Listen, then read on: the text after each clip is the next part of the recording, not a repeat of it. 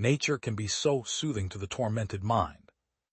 What speaks to the soul escapes our measurements. All forms of resistance can be overcome by energy. The government is best which makes itself unnecessary. It can be bolder to doubt the known than to explore the unknown. The most dangerous worldview is the worldview of those who have not viewed the world. The most dangerous worldviews are the worldviews of those who have never viewed the world. The expression of vanity and self-love becomes less offensive when it retains something of simplicity and frankness. The philosophical study of nature endeavors, in the vicissitudes of phenomena, to connect the present with the past. Our imagination is struck only by what is great, but the lover of natural philosophy should reflect equally on little things. With most animals, as with man, the alertness of the senses diminishes after years of work, after domestic habits and progress of culture. There are 3 stages of scientific discovery. First, people deny it is true, then they deny it is important, finally they credit the wrong person. I am more and more convinced that our happiness or unhappiness depends more on the way we meet the events of life than on the nature of those events themselves.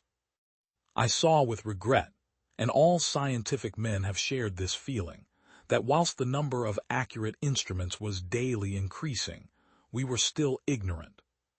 This view of a living nature where man is nothing is both odd and sad. Here, in a fertile land, in an eternal greenness, you search in vain for traces of man. You feel you are carried into a different world from the one you were born into. What we glean from travelers' vivid descriptions has a special charm. Whatever is far off and suggestive excites our imagination. Such pleasures tempt us far more than anything we may daily experience in the narrow circle of sedentary life. This aspect of animated nature in which man is nothing has something in it strange and sad. Here, in a fertile country, adorned with eternal verdure, we seek in vain the traces of the power of man. We seem to be transported into a world different from that which gave us birth. While we maintain the unity of the human species, we at the same time repel the depressing assumption of superior and inferior races of men. There are nations more susceptible of cultivation, more highly civilized, more ennobled by mental cultivation than others, but none in themselves nobler than others. It is easier to find courage for the daring act of a moment, and it requires less inner strength than does the long patience of enduring physical suffering, deeply driven by a spiritual interest to move forward, disregarding the certainty of encountering again, but with weakened faculties, the same deprivations on the return trip. It is far more difficult to observe correctly than most men imagine. To behold is not necessarily to observe, and the power of comparing and combining is only to be obtained by education. It is much to be regretted that habits of exact observation are not cultivated in our schools. To this deficiency may be traced much of the fallacious reasoning, the false philosophy which prevails.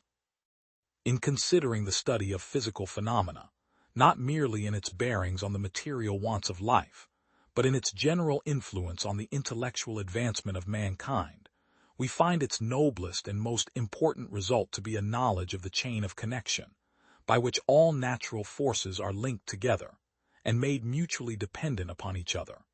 And it is the perception of these relations that exalts our views and ennobles our enjoyments. I could not possibly have been placed in circumstances more highly favorable for study and exploration than those which I now enjoy. I am free from the distractions constantly arising in civilized life from social claims. Nature offers unceasingly the most novel and fascinating objects for learning. The only drawbacks to this solitude are the want of information on the progress of scientific discovery in Europe and the lack of all the advantages arising from an interchange of ideas.